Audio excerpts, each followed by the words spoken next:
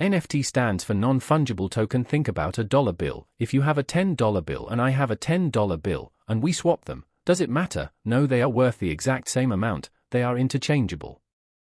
That is fungible. Cryptocurrencies like Bitcoin are also fungible. One Bitcoin is equal to another Bitcoin.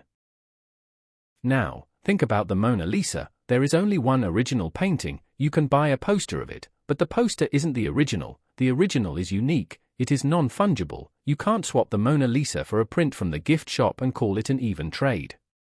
So, an NFT is a unique digital item that is verified on a digital ledger, called a blockchain.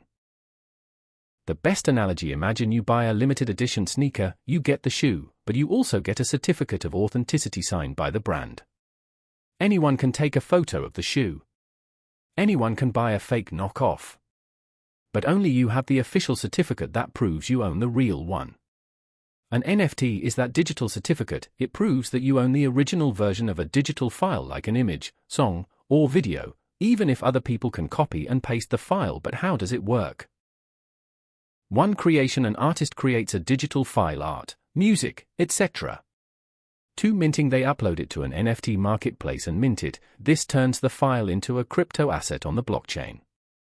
3. Buying: you buy the NFT using cryptocurrency, usually Ethereum.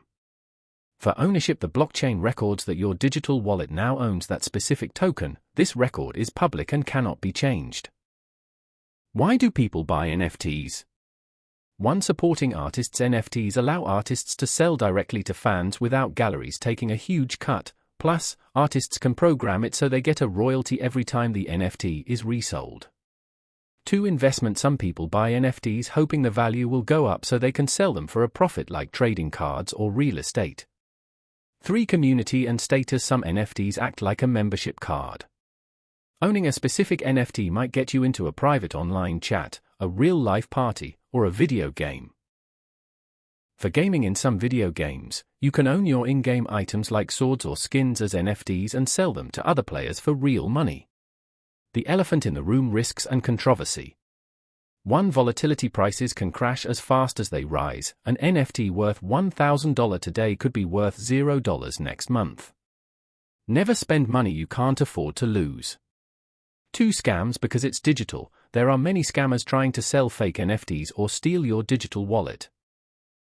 3. Environmental impact: historically, creating NFTs used a lot of energy. However, newer technologies are making this much more eco-friendly. For copyright confusion: buying an NFT usually doesn't give you the copyright to the image. You can't necessarily put it on a t-shirt and sell it. You just own the token.